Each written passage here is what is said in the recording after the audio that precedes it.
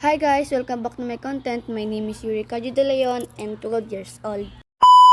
Ngayon nga pala, i-reveal ko na yung kapatid ko pero iba sa inyo, nakita na yon. Siyempre, papaliguan ko na siya kaya kumuha na ako ng damit dito na terno. Nilagay ko na pala yung damit niya sa gilid ng CR para madali niyang kunin. Nagtuklay na pala ako kasi parang hindi ako komportable sa buhok ko. At dagdag kinis din pala sa buhok. Pinatay ko na pala dito yung buhok ko, yung kalahati, suklayin ko na sunod yung kalahati. Naliguan ko na pala dito yung kapatid ko para dagdag linis. Sinabalan ko na pala siya ng sabon niya, magkaiba kasi kami ng sabon. At banlaw-banlaw lang. Siyempre, tinutbrushan ko na din pala dito yung kapatid ko at magkaiba rin kami ng toothpaste, magkaiba rin kami ng toothbrush, diba? Ganun naman talaga eh. Pero ewan ko sa inyo kung ganun ba kayo. Sa kapatid ko kasi pambata, sa akin naman yung maanghang. Siyempre, pinamumug ko na siya kasi tapos na siya mag-toothbrush. At siyempre, sinampuan ko na siya pagras niya mag-toothbrush. Kamot-kamot para tanggal ka, diba? At pinandawan ko na rin pala dito yung buhok niya. Hindi ko nga na-videohan yung binarasyan ko siya ng kuko sa paa. Kasi wala akong papaglagyan ng cellphone ko sa baba at baka mabasa pa. At pagkatapos, pinanasan ko na rin pala dito yung kapatid ko, tinamitan ko na rin pala. Lagi-lagi na nga siya nag-brief kasi sabi niya, binata na ako, mag-aaral na ako eh. Tinamitan ko na rin pala yung kapatid ko, sinuratan ko na din. Nilagyan ko na rin pala ng pulbo para dagdag bango talaga. Harap, likod nga pala nilagay ko para maamoy. Sino aamoy nun? Joke lang. Sinuklayan ko na rin pala at gamit ng suklay na paborito niya. Kakain na kami at sabi dito naman ng kapatid ko, itlog na lang daw ulamin namin. Kaya niluto ko ng itlog kasi gusto niya eh. Dalawang itlog nga pala dito nilagay ko. Kaperanggot na asin at magic sarap.